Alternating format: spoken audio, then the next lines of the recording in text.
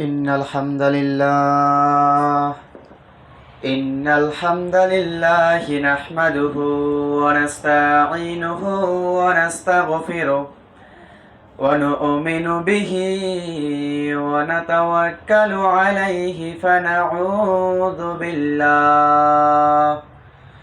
فنعوذ بالله من شرور أنفسنا ومن سيئات أعمالنا من يهده الله فلا مضل له ومن يضلل فلا هادي له ونشهد أن لا إله إلا الله ونشهد أن محمدًا عبده ورسوله أما بعد فإن خير الحديث كتاب الله وخير الهدي هدي محمد صلى الله عليه وسلم وشر الأمور محدثاتها وكل محدثة بدعة وكل بدعة ضلالة وكل ضلالة في النار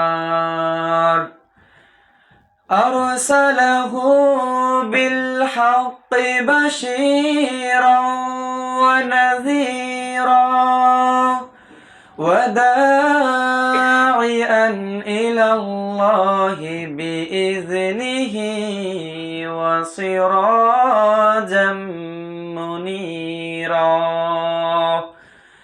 أما بعد فإن خير الحديث كتاب الله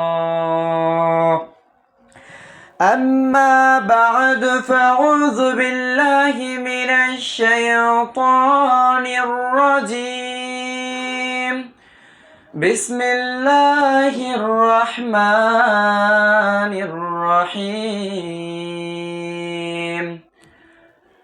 وللذين كفروا بربهم عذاب جهنم وبئس المصير أعوذ بالله من الشيطان الرجيم بسم الله الرحمن الرحيم قاف والقرآن المجيد بل عجبوا أن جاءهم منذر منهم فقال الكافرون هذا شيء عجيب أإذا متنا وكنا ترابا ذلك رجع بعيد عن أبي هريرة رضي الله عنه قال رسول الله صلى الله عليه وسلم قال الله تبارك وتعالى أعددت لعبادي الصالحين ما لا عين رأت ولا أذن سمعت ولا خطر على قلب بشر আলহামদুলিল্লাহ সমস্ত প্রশংসা সমস্ত গুণগান ইবাদত বন্দেগী সেই মহিয়ান গুণিয়ান আল্লাহ রাব্বুল আলামিনের জন্যে যিনি আজকে এই পবিত্র জুমার দিন দুনিয়ার সকল ব্যস্ততা কাজ কর্ম ব্যবসা বাণিজ্য সব কিছুকে উপেক্ষা করে আল্লাহর ঘর মসজিদে সালাত আদায়ের লক্ষ্যে এখানে আসার তৌফিক দান করেছেন। সকলে অন্তরের অন্তঃস্থল থেকে বলি আলহামদুলিল্লাহ। কোটি কোটি দরুদ ও সালাম বর্ষিত হোক আমাদের নেতা, আমাদের আদর্শ আহমদ মুস্তফা মুহাম্মদ মুস্তফা সাল্লাল্লাহু আলাইহি ওয়াসাল্লাম। আল্লাহুম্মা সাল্লি আলাইহি আল্লাহুম্মা বারিক আলাইহি। সম্মানিত মুসল্লিয়ান, এই দুনিয়াতে যা কিছু হয়ে থাকে প্রত্যেকটা কাজের পিছনে একটা লক্ষ্য থাকে, একটা উদ্দেশ্য থাকে। এই যেমন আজকে আমরা এই মসজিদে উপস্থিত হয়ে এখানে সমবেত হয়েছি, তার পেছনে একটা লক্ষ্য রয়েছে। সেটা কি? আল্লাহর ইবাদত করা, তাই তো? এই জন্যই তো আজকে আমরা এখানে এসেছি। একটা ক্লাসের মধ্যে যদি আপনি গিয়ে জিজ্ঞাসা করেন ছাত্রদেরকে যে বাবা তোমার জীবনের লক্ষ্য কি, তোমার জীবনের উদ্দেশ্য কি, বা বড় হয়ে তুমি কি হতে চাও, তখন কেউ হয়তো বলবে যে আমি বড় হয়ে ডক্টর হতে চাই, কেউ বলবে আমি বড় হয়ে ইঞ্জিনিয়ার হতে চাই, কেউ বলবে আমি শিক্ষক হতে চাই, আমি একজন আলেম হতে চাই। তার মানে কি বোঝা গেল? ওইটা হচ্ছে তার জীবনের লক্ষ্য, উদ্দেশ্য। আর এই লক্ষ্য উদ্দেশ্যকে সামনে রেখেই সে কঠোর পরিশ্রম করবে, রাত দিন সে পড়াশোনা করবে, অধ্যবসায় করবে। কেন? কারণ তার লক্ষ্য হচ্ছে ডক্টর হওয়া, তার লক্ষ্য ইঞ্জিনিয়ার হওয়া। সে এই লক্ষ্যকে সামনে রেখেই তো কঠোর পরিশ্রম করবে, তাই না? তো ঠিক অনুরূপভাবে আল্লাহ রাব্বুল আলামিন আমাদেরকে সৃষ্টি করেছেন, এই দুনিয়াতে পাঠিয়েছেন। তার পেছনে একটা লক্ষ্য আছে না, একটা উদ্দেশ্য আছে না? না এমনি এমনি? অবশ্যই তার পিছনে একটা লক্ষ্য, একটা উদ্দেশ্য রয়েছে। আল্লাহ রাব্বুল আলামিন বলছেন, ওয়া ইয ক্বালা রাব্বুকা লিল মালাইকাতি ইন্নী জাঈলুন ফিল আরদি খলিফা। আল্লাহ রাব্বুল আলামিন ফেরেশতাদেরকে বলছেন, মানুষ সৃষ্টির পূর্বে আল্লাহ রাব্বুল আলামিন ফেরেশতাদেরকে বলছেন, ওহে আমার ফেরেশতারা, আমি এই জমিনে খলিফা সৃষ্টি করব, প্রতিনিধি সৃষ্টি করব, যারা এই দুনিয়াতে আমার আদেশ নিষেধ বাস্তবায়ন করবে। আমি আল্লাহ রাব্বুল আলামিন তাদেরকে যা আদেশ করব তারা তাই করবে, তাদেরকে যা নিষেধ করব তারা তার ধারের কাছেও যাবে না। তার মানে কি বুঝতে পারলাম? আল্লাহ তাআলা এই পৃথিবীতে আমাদেরকে পাঠিয়েছেন তার ইবাদত করার জন্য, তাই না? এরপর আসেন সূরা জারিয়াতের 56 নং আয়াতের মধ্যে আল্লাহ তাআলা বলছেন, ওয়ামা খালাকাতুল জিন্না ওয়াল ইনসা ইল্লা লিয়াবুদুন। আল্লাহ রাব্বুল আলামিন বলছেন, মা খালাকতুল জিন্না ওয়াল ইনসা, আমি মানুষ এবং জিন জাতিকে সৃষ্টি করিনি। আল্লাহ তাআলা বলছেন, মা খালাকতুল জিন্না ওয়াল ইনসা, আমি মানুষ এবং জিন জাতিকে সৃষ্টি করিনি ইল্লা লিয়াবুদুন, তবে হ্যাঁ একমাত্র আমার ইবাদত করা ছাড়া। কথা বুঝে আসলো? আল্লাহ তাআলা বলছেন যে আমি মানুষ এবং জিন জাতিকে সৃষ্টি করি নাই ইল্লা লিয়াবুদুন, তবে হ্যাঁ আমার ইবাদত করা ছাড়া। তার মানে দুনিয়ার কোনো কাজ কর্মের জন্য, দুনিয়ার কোনো ব্যস্ততার জন্য, কোনো কিছুর জন্য আল্লাহ আপনাকে আমাকে সৃষ্টি করেননি তার ইবাদত করা ছাড়া। এরপরে আসেন সূরা মুলকের 2 নং আয়াতের মধ্যে আল্লাহ তাআলা বলছেন, আল্লাযী খালাকাল মাউতা ওয়াল হায়াতা লিয়াবলুয়াকুম আইয়ুকুম আহসানু আমালা। আল্লাহ তাআলা বলছেন যে আমি মৃত্যু এবং জীবনকে সৃষ্টি করেছি তোমাদেরকে পরীক্ষা করার জন্য, তোমাদের মধ্যে কে আমলের দিক দিয়ে উত্তম। তো সব ঘুরিয়ে ফিরিয়ে একটাই কথা, আল্লাহ তাআলা আমাদেরকে সৃষ্টি করেছেন তার ইবাদত করার জন্য। তাহলে আমাদের জীবনের লক্ষ্য কি বলেন? আমাদের জীবনের লক্ষ্য আল্লাহর ইবাদত করা। তা আমরা কি সেই লক্ষ্য অনুযায়ী কাজ করছি? একটা ছাত্র তো রাত দিন পরিশ্রম করছে তার লক্ষ্যে পৌঁছানোর জন্য, কিন্তু আপনার আমার এই দুনিয়াতে আল্লাহ আমাদেরকে সৃষ্টি করেছেন তার পেছনে যে লক্ষ্য সেটা হচ্ছে তার ইবাদত করা। আমরা কি সেই লক্ষ্য অনুযায়ী কাজ করছি? সে লক্ষ্য অনুযায়ী আমরা কাজ করছি না। একজন মুমিন মুত্তাকি সব সময় এই দুনিয়া থেকে সে পরকালকে বেশি প্রাধান্য দিবে, অথচ আমরা এই দুনিয়াকে আমরা প্রাধান্য দিচ্ছি, দুনিয়ার কাজকর্মে আমরা ব্যস্ত আছি, তাই না? এই যে আপনি দেখেন, এখন যদি আপনি বাড়িতে গিয়ে দেখেন অনেকে হয়তো গরু গোসল করাচ্ছে, হয়তো অনেকে ক্ষেতের মধ্যে এখনো কাজ করছে, তাহলে সে কি দুনিয়াকে প্রাধান্য দিল না? এটাই আল্লাহ তাআলা কোরআনুল কারীমের মধ্যে বলছেন, বাল তুসিরুনাল হায়াতাদ দুনিয়া ওয়াল আখিরাতু খায়রু ওয়া আবকা। বরং তোমরা দুনিয়ার জীবনকে প্রাধান্য দিয়ে থাকো, তোমরা দুনিয়ার জীবনকে প্রাধান্য দিয়ে থাকো, অথচ পরকালের জীবন হচ্ছে উত্তম ও চিরস্থায়ী। তা আমরা দুনিয়াকে প্রাধান্য দিচ্ছি না। তো এই আয়াতটা থেকে কয়েকটা বিষয় বোঝা যাচ্ছে যে দুনিয়ার জীবনটা হচ্ছে অস্থায়ী, আখিরাতের জীবনটা হচ্ছে চিরস্থায়ী, এবং এই দুনিয়ার জীবনের চেয়ে আখিরাতের জীবন অনেক অনেক বেশি গুণে উত্তম।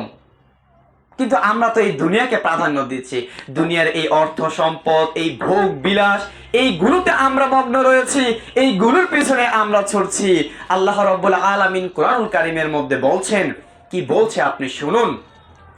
আল্লাহ রাব্বুল আলামিন বলছেন, ইয়া আইয়ুহাল্লাযীনা আমানু, ওহে তোমরা যারা ঈমান এনেছো, ঈমানদারগণ তোমরা শোনো, লা তুলহিকুম আমওয়ালুকুম ওয়ালা আওলাদুকুম আন যিকরিল্লাহ। আল্লাহ তাআলা বলছে তোমরা যারা ঈমান এনেছো, শোনো, কাফেরদেরকে বলছে, ঈমানদারদেরকে বলছে। তা আমরা ঈমান এনেছি না আল্লাহর প্রতি? তা আল্লাহ তাআলা আমাদেরকে ডেকে বলছেন, ওহে ঈমানদারগণ তোমরা শোনো, লা তুলহিকুম আমওয়ালুকুম ওয়ালা আওলাদুকুম আন যিকরিল্লাহ। তোমরা এই দুনিয়ার ধন সম্পদ, সন্তান সন্ততি তোমাদেরকে যেন আল্লাহর জিকির থেকে, আল্লাহকে স্মরণ করা থেকে তোমাদেরকে গাফেল রাখতে না পারে। কি বললো? দুনিয়ার ধন সম্পদ। দেখেন, আল্লাহ সেই 1450 বছর আগে কোরআনুল কারীমের মধ্যে বলে দিয়েছেন আজকে আপনি কিসের পিছনে আপনি ছুটবেন।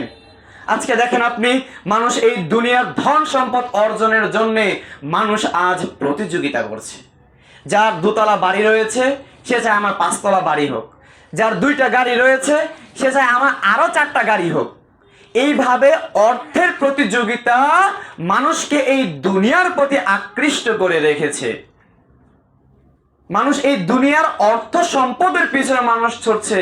এজন্য কবি বলেছেন, এ জগতে হায় সেই বেশি চায়, আছে যার ভুরি ভুরি, রাজার হস্ত করে সমস্ত কাঙালের ধন চুরি। মানে যার আছে সে আরো বেশি বেশি চায়। দেখবেন রাজার অঢেল সম্পদ রয়েছে, তারপরও সে কি করে? নতুন রাজ্য গিয়ে জয় করে। এভাবে অর্থের নেশা আমাদেরকে এই দুনিয়ার প্রতি আকৃষ্ট করে রাখছে না? অবশ্যই। এরপর আল্লাহ তাআলা বলছেন, তোমাদের সন্তান সন্ততি তোমাদেরকে যেন আল্লাহর জিকির থেকে দূরে রাখতে না পারে। অনেকে মনে করি আমরা যে সন্তান, আমাদের ছেলে মেয়ে রয়েছে, যাদের আপনাদের ছেলে মেয়ে রয়েছে, তো তাদের জন্য অঢেল ধন সম্পদ রেখে যেতে হবে, ব্যাংক ব্যালেন্স, টাকা পয়সা, তাই না? তো এগুলো অর্জনের জন্য আপনি দুনিয়ার পিছনে ছুটছেন। আজান হয়ে যাচ্ছে, আপনি মসজিদের পাশ কাটিয়ে আপনি মাধবদী ব্যবসায় চলে গেলেন, তাহলে আপনি দুনিয়াকে প্রাধান্য দিলেন না? যদি আপনি এমনটা করেন তাহলে কি হবে? আল্লাহ রাব্বুল আলামিন বলছেন, ইয়া আইয়ুহাল্লাযীনা আমানু লা তুলহিকুম আমওয়ালুকুম ওয়ালা আওলাদুকুম আন যিকরিল্লাহ ওয়া মান ইয়াফআল যালিকা ফাউলাইকা হুমুল খাসিরুন। যে তোমরা এমনটা করে থাকো, যদি তোমরা এই দুনিয়ার ধন সম্পদের পিছনে ছুটে তোমাদের সন্তান সন্ততির ভবিষ্যৎ গড়তে হবে, এইগুলোর ব্যস্ততায় যদি তোমরা আল্লাহর জিকির থেকে, আল্লাহর ইবাদত থেকে তোমরা দূরে থাকো, তাহলে কি হবে? তোমরা ক্ষতিগ্রস্ত হবে। আর পরকালে ক্ষতিগ্রস্ত হওয়ার অর্থই হলো জাহান্নাম। কারণ পরকালে 2টা বাসস্থান, হয় জান্নাত না হয় জাহান্নাম। একজন মানুষ যে জান্নাতে যাবে সে জাহান্নামে যাবে না, যে জাহান্নামে যাবে সে জান্নাতে যাবে না। তো 2টা বাসস্থানের একটা তো আপনার হবেই। তো ক্ষতিগ্রস্ত বলতেই আপনি জাহান্নামে যাবেন, কারণ জান্নাত আর জাহান্নামের মাঝে তো কিছু নাই যে ক্ষতিগ্রস্তদেরকে ওইখানে রেখে দিল, বুঝেন নাই? তো পরকালে ক্ষতিগ্রস্ত হওয়ার অর্থই হলো আপনি আমি জাহান্নামে চলে যাব। তাহলে এই দুনিয়াকে কি প্রাধান্য দেওয়া যাবে? কোনোভাবে এই দুনিয়াকে প্রাধান্য দেওয়া যাবে না। এই দুনিয়ার চেয়ে পরকাল হচ্ছে আপনার হাজার গুণে উত্তম। সংক্ষিপ্ত ভাবে আমি একটু জান্নাতের বর্ণনা আপনাকে দেই বোঝানোর জন্যে যে এই দুনিয়ার চেয়ে পরকাল কত কত গুণে উত্তম। এই দুনিয়ার চেয়ে পরকাল কত কত গুণে উত্তম। বিশ্বনবী সাল্লাল্লাহু আলাইহি ওয়াসাল্লাম বলছেন, জান্নাতের মধ্যে একটা চাবুক রাখার যে জায়গাটা, ওই জায়গাটুকু দুনিয়া এবং তার মধ্যে যা কিছু রয়েছে সব কিছু থেকে উত্তম। সুবহানাল্লাহ। একটা চাবুক রাখতে কতটুকু জায়গা লাগে, তাই না? একটা চাবুক যদি আপনি রাখেন কতটুকুই বা জায়গা লাগবে? তো আল্লাহ রসুল বলছেন যে জান্নাতে একটা চাবুক রাখার সমপরিমাণ যে জায়গাটুকু, এই জায়গাটুকু দুনিয়া, এই গোটা দুনিয়া এবং এই দুনিয়ার মধ্যে যা কিছু রয়েছে সব কিছু থেকে উত্তম। সুবহানাল্লাহ। আপনি ভাবতে পারছেন? শুধু কি তাই? শুধু তাই নয়। আন আবি হুরায়রা রাদিয়াল্লাহু আনহু قال قال رسول الله صلى الله عليه وسلم قال الله تبارك وتعالى। আবু হুরায়রা রাদিয়াল্লাহু আনহু থেকে বর্ণিত, রাসূল সাল্লাল্লাহু আলাইহি ওয়াসাল্লাম বলেন, আল্লাহ তাআলা বলেছেন হাদিসে কুদসি, আল্লাহ তাআলা বলেছেন, আ'আদাতু লিইবাদিস সালিহিন, আমি আমার সৎ বান্দাদের জন্য, সৎ বান্দা কারা? যারা আল্লাহর হুকুম অনুযায়ী, আল্লাহর আদেশ নিষেধ অনুযায়ী, রাসূলের সুন্নাহ মোতাবেক যারা তাদের জীবন গঠন করে তারাই হচ্ছে সৎ বান্দা। তো আল্লাহ তাআলা বলছেন, আ'আদাতু লিইবাদিস সালিহিন, আমি আমার সৎ বান্দাদের জন্য এমন সব জিনিস প্রস্তুত করে রেখেছি, মা লা আইনুর রাআত, যা দুনিয়ার কোনো চক্ষু দেখে নাই।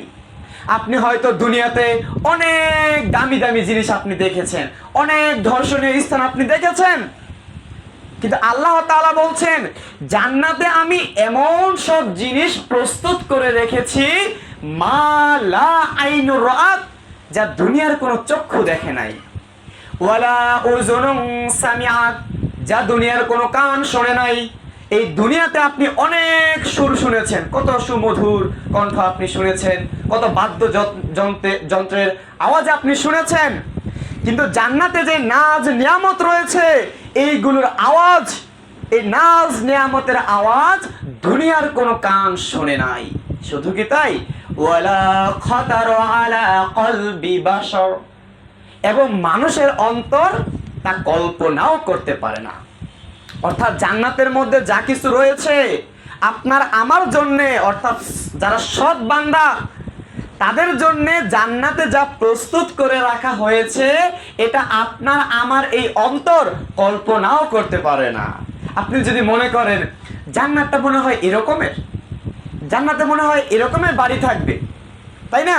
এটা আমরা কল্পনা করতে পারি, কিন্তু ওইটা জান্নাত না। কারণ আল্লাহ তাআলা বলছেন ওয়ালা খাতারা আলা কলবি বাশার, যা মানুষের অন্তর কল্পনাও করতে পারে না। তাহলে আমরা যেটা কল্পনা করি এটা হচ্ছে কাল্পনিক, এটা জান্নাত নয়, এটা জান্নাত নয়। তাহলে জান্নাতে এত সব জিনিস আপনার আমার জন্য প্রস্তুত করে রাখা হয়েছে, কিন্তু আপনি আমি আজ এই দুনিয়ার পেছনে আমরা ছুটছি, এমন একটা জিনিসের প্রতি আমরা ছুটছি যার কোনো মূল্য আল্লাহর কাছে নেই। এই পৃথিবীতে যা কিছু রয়েছে, এই পৃথিবীতে যা কিছু রয়েছে সবকিছু সৃষ্টিকর্তাকে আল্লাহ। তো আসুন আমরা একটু জানি যে আল্লাহ তাআলার কাছে এই দুনিয়ার মূল্য কতটুকু, কারণ উনি সৃষ্টিকর্তা আর সব হচ্ছে তার সৃষ্ট মাখলুকাত। তো জানতে হবে না যে আল্লাহ তাআলা যে এই পৃথিবী সৃষ্টি করেছেন তার কাছে এই দুনিয়ার মূল্য কতটুকু। রাসূল সাল্লাল্লাহু আলাইহি ওয়াসাল্লাম বলছেন, মনোযোগ দিয়ে শুনবেন, শীতকালে পানি খেলে যেমন আপনার এই যে গলা দিয়ে নামার সময় বোঝা যায় না, তো কথাগুলো আপনি ঠিক অনুরূপভাবে একটু আপনাকে উপলব্ধি করতে হবে। প্রত্যেকটা জুমায় এসে আপনারা অন্তত একটা হাদিস, একটা বাক্য আপনারা মুখস্থ করে যাবেন। না তো শোনা, এই যে আপনার শুনছি, এই শুনে তো কোনো কাজ হবে না যদি আমরা না মানি। সাহাবাদের বৈশিষ্ট্য কি ছিল? সামি'না ওয়া আতা'না, শুনলাম মেনে নিলাম। আর যারা মুনাফিক কাফের ছিল তাদের বৈশিষ্ট্য কি ছিল? সামি'না, শুনলাম, ওয়া ওয়াসাইনা, কিন্তু মানলাম না। তা আমরা কি ওইরকম হতে চাই? হ্যাঁ, প্রত্যেক এই যে মাসের মধ্যে 4টা তো জুমা থাকেই, তাই না? তা আপনি জুমা আসছেন, গত জুমায় কি নিয়ে আলোচনা হয়েছে একটা হাদিস কি আপনি বলতে পারবেন? একটা বাক্য আপনি বলতে পারবেন? তাহলে আপনার আমার বৈশিষ্ট্য কোথায় গেল? সামি'না ওয়া ওয়াসাইনা, শুনলাম কিন্তু মানলাম না। এটা হলে কি হবে? হবে না। তো কি বলতেছিলাম যে আল্লাহ তাআলার কাছে এই দুনিয়ার মূল্য কতটুকু? রাসূল সাল্লাল্লাহু আলাইহি ওয়াসাল্লাম বলছেন, আল্লাহ তাআলার কাছে যদি এই দুনিয়ার মূল্য একটা মশার পাখার সমপরিমাণ হতো, তাহলে আল্লাহ তাআলা এই দুনিয়াতে কোনো কাফেরকে এক ডোব পানিও তিনি পান করাতেন না। আমি একটু বুঝাই বলি, একটা মশার পাখার কোন দাম আছে? এটা আমাদের কোনো কাজে লাগবে? এটা কোনো দামই নাই। তো এইটার সাথে তুলনা করা হয়েছে, তাহলে আল্লাহ তাআলার কাছে এই পৃথিবীর কোনো মূল্য নাই, অথচ আমি আপনি এই পৃথিবীর মূল্য দিচ্ছি। এই দুনিয়ার তুলনায় আখেরাত, এই দুনিয়ার তুলনায় আখেরাতের মূল্য কতটুকু আপনাকে একটা হাদিস থেকে উদাহরণ দেই, আপনি শুনুন। বিশ্বনবী মুহাম্মদুর রাসূলুল্লাহ সাল্লাল্লাহু আলাইহি ওয়াসাল্লাম বলছেন, তোমাদের কারো আঙ্গুল সমুদ্রের মধ্যে ডুবিয়ে নিক, অতঃপর সে তা তুলে আনুক, সে দেখুক তার আঙ্গুলের এই যে এই ডগায় কতটুকু পানি সে তুলে নিয়ে আসতে পারলো। তাহলে এই পানির তুলনায় বিশাল সাগরটা যত বড়, এই দুনিয়ার তুলনায় আখিরাতটা তত বড়। সুবহানাল্লাহ। আপনি আমি যদি সমুদ্রের মধ্যে আঙুলটা ডুবাই, কয় ফোঁটা পানি আসবে? 1 ফোঁটা, 2 ফোঁটা। তো বিশাল সমুদ্রের তুলনায় এই পানিটুকুর কি কোনো মূল্য আছে? বলেন, আপনারাই বলেন, কোনো মূল্য আছে? কোনো মূল্য নাই। তো বিশ্বনবী বলছেন, তোমাদের কেউ তার আঙুলটাকে সমুদ্রের মধ্যে ডুবিয়ে অতঃপর তুলে আনুক, সে দেখুক তার আঙুলটা কতটুকু পানি নিয়ে ফিরেছে। এটাই হচ্ছে দুনিয়া এবং আখিরাতের মধ্যে পার্থক্য।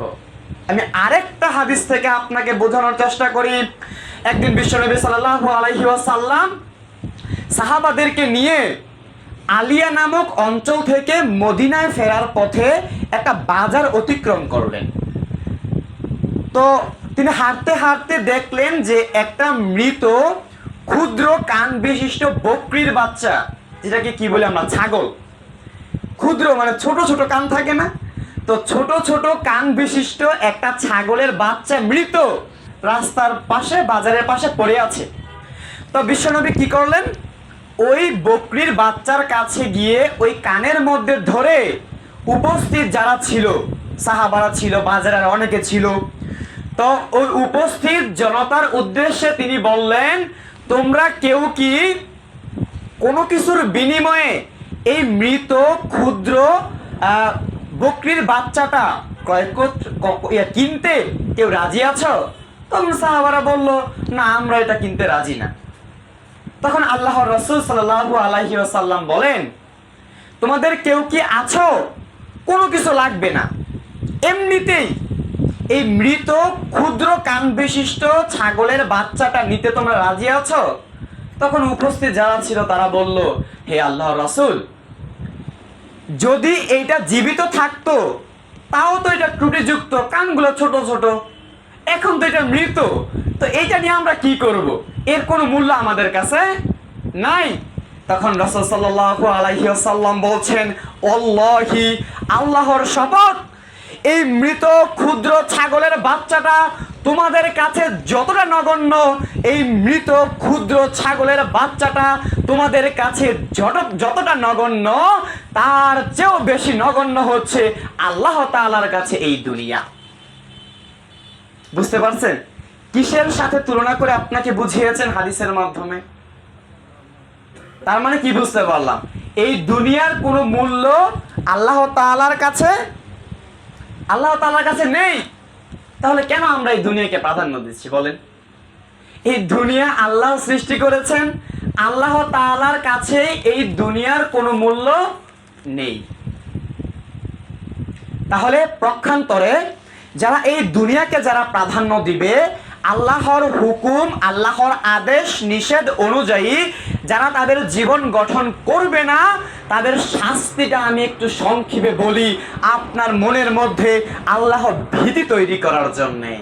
আল্লাহ রাব্বুল আলামিন বলছেন, ওয়াল্লাযীনা কাফারু বিরাব্বিহিম আযাবু জাহান্নাম ওয়া বিসাল মাসীর। যারা তার রবকে অস্বীকার করে, রবকে কিভাবে অস্বীকার করে? আপনি আমি ঈমান এনেছি, আল্লাহর প্রতি আমরা বিশ্বাস স্থাপন করেছি, কিন্তু শ্রম আদায় করি না, কিন্তু রমজানের রোজা রাখি না, যাকাত দেওয়ার সামর্থ্য রয়েছে যাকাত দেই না, হজ করার সামর্থ্য রয়েছে আমরা হজ করি না। তাহলে কি আল্লাহর প্রতি ঈমান হলো? বলেন, ঈমান আনা হলো? আজান হয়ে যাচ্ছে, আপনার কাজ কি? আজান হয়ে যাচ্ছে, হাইয়া আলাস সালাহ, সালাতের জন্য আসো, হাইয়া আলাল ফালাহ, কামিয়াবির দিকে আসো, কল্যাণের দিকে আসো। কিন্তু আপনি কি করছেন? কাজে চলে যাচ্ছেন মসজিদের পাশ কাটিয়ে। তো আপনি আল্লাহকে অস্বীকার করলেন, কারণ যে আপনি ইবাদতকে আপনি অবহেলা করেছেন। আল্লাহকে শুধু মৌখিক স্বীকৃতি দিলেই হবে না, মুখে ঈমান এবং কাজে বাস্তবায়ন করতে পারলেই আপনি আল্লাহকে বিশ্বাস করেন, ঠিক কি না? কারণ আপনি মুখে বললেন যে হ্যাঁ আমানতু বিল্লাহ, আমি আল্লাহর প্রতি ঈমান এনেছি, কিন্তু নামাজ পড়েন না, ফজর সময় আমরা ঘুমিয়ে থাকি, বিছানা থেকে উঠতে মনে চায় না, তো কি আল্লাহর প্রতি ঈমান হলো? আর ঈমানের বিপরীত কি? কুফর। আর যে কুফরি করে তাকে কি বলা হয়? কাফের, তাই না? কুফরকারী। তা আল্লাহ তাআলা বলছেন যে ওয়াল্লাযীনা কাফারু বিরাব্বিহিম, যারা তার রবকে অস্বীকার করে, আযাবু জাহান্নাম, তার জন্য জাহান্নামের কঠিন শাস্তি রয়েছে, ওয়া বিসাল মাসির, তা কতই না নিকৃষ্ট প্রত্যাবর্তন স্থল। জাহান্নাম কতই না নিকৃষ্ট। আল্লাহ তাআলা বলছেন, ইযা উলকু ফিহা সামিউ লাহা শাহীকাও ওয়া হিয়া তাফুর। যখন জাহান্নামীদেরকে জাহান্নামের মধ্যে নিক্ষেপ করা হবে, যখন জাহান্নামীদেরকে জাহান্নামের মধ্যে নিক্ষেপ করা হবে, ওই জাহান্নামে তারা নিক্ষিপ্ত হওয়ার আগে তারা জাহান্নামের বিকট গর্জন তারা শুনতে পাবে। জাহান্নামের বিকট গর্জন তারা শুনতে পাবে। ওই জাহান্নামের মধ্যে নিক্ষেপ করার পরে জাহান্নামের শাস্তি তারা সহ্য করতে পারবে না। জাহান্নামের শাস্তি সহ্য না করতে পেরে তারা বলবে, আমাকে মৃত্যু দাও, আমাকে মৃত্যু দাও। আল্লাহ রাব্বুল আলামিন পূর্বেই বলে দিচ্ছেন, লা ইয়ামুতু ফিহা ওয়া লা ইয়াহইয়া, সেখানে তারা মরবেও না, সেখানে তারা বাঁচবেও না। এটাই হচ্ছে জাহান্নাম। এই দুনিয়াতে বেঁচে থাকতে আমরা কি করি? মৃত্যু থেকে পলায়ন করি। আমরা কেউ চাই মৃত্যুবরণ করতে? বলেন, কেউ চাই মৃত্যুবরণ করতে? এই দুনিয়াতে আমাদের সকলের সবচেয়ে অপছন্দনীয় বিষয়টা হচ্ছে মৃত্যু। কে পছন্দ করি আমরা মৃত্যুটা? কেউ পছন্দ করি না। কিন্তু আল্লাহর এই আল্লাহকে অস্বীকার করার কারণে যখন জাহান্নামে দেওয়া হবে, ওই জাহান্নামবাসী সেদিন বলবে, আমাকে মৃত্যু দাও, আমাকে মৃত্যু দাও। আল্লাহ নবী মুহাম্মদ রাসূলুল্লাহ সাল্লাল্লাহু আলাইহি ওয়াসাল্লাম বলছেন, কিয়ামতের দিন জান্নাতীরা যখন জান্নাতে চলে যাবে, কিয়ামতের দিন জান্নাতীরা যখন জান্নাতে চলে যাবে, জাহান্নামীরা যখন জাহান্নামে চলে যাবে, তখন জান্নাত এবং জাহান্নামের মাঝখানে মৃত্যুকে আনা হবে একটা প্রাণী রূপে। সেদিন ওই মৃত্যুকে জবাই করে দেওয়া হবে। একজন ঘোষক ঘোষণা করে দিবে, ওহে জান্নাতবাসী, ওহে তোমরা যারা জান্নাতে আছো, তোমরা চিরকাল এই জান্নাতের আরাম আয়েশ, জান্নাতের ভোগ, জান্নাতের এই নিয়ামত তোমরা ভোগ করতে থাকো, কখনোই তোমাদের মৃত্যু হবে না, কখনোই তোমরা এখান থেকে বের হবে না। পরক্ষণেই বলবে, ওহে তোমরা যারা জাহান্নামে আছো, দুনিয়াতে থাকতে আল্লাহকে অস্বীকার করেছিলে, আল্লাহর বিধান অনুযায়ী জীবন গঠন করনি, রাসূলের দেখানো পথে তুমি চলো নাই, আজকে তুমি জাহান্নামী হয়েছ, তুমি চিরকাল এই জাহান্নামের শাস্তি তুমি ভোগ করতে থাকো। এই কথা শোনার পরে যারা জাহান্নামী, তাদের যন্ত্রণা, তাদের দুঃখ, কষ্ট, বেদনা আরো বেড়ে যাবে। হায় আফসোস, আমরা জাহান্নামী হয়েছি, এই জাহান্নামে আমাদেরকে চিরকাল থাকতে হবে। সম্মানিত উপস্থিতি, আমি আপনাকে কি করে বোঝাই এই দুনিয়া থেকে, এই দুনিয়ার চেয়ে পরকাল কত উত্তম, আমি আপনাকে কি দিয়ে বোঝাই? এই দুনিয়াতে আপনি আমি যা কিছুই দেখছি, এই সব কিছু হচ্ছে আমাদের জন্য, ভোগের জন্য, এই দুনিয়াতে বসবাস করার জন্য, ভোগ করার জন্য এগুলো। আল্লাহ তাআলা বলছেন সূরা আলে ইমরান পড়ে দেখবেন, যুয়িনা লিন-নাস, মানুষের জন্য সুশোভিত করে রাখা হয়েছে, সাজিয়ে রাখা হয়েছে। যুয়িনা লিন-নাসি হুব্বুশ শাহাওয়াতি মিনান নিসাই ওয়াল বানিনা ওয়াল কানাতিরিল মুকান্তারাতি মিনাজ যাহাবি ওয়াল ফিজ্জাতি ওয়াল খাইলিল মুসাওওয়ামাতি ওয়াল আনআমি ওয়াল হারস যালিকা মাতাউল হায়াতিদ দুনিয়া আল্লাহু ইনদাহু হুসনুল মাআব। আল্লাহ রাব্বুল আলামিন বলছেন, এই দুনিয়াতে তুমি যা কিছু দেখতে পাচ্ছ, এই দুনিয়াতে তুমি যা কিছু দেখতে পাচ্ছ, নারী, ধন, সম্পদ, স্বর্ণ, রূপ, গবাদি পশু পাখি,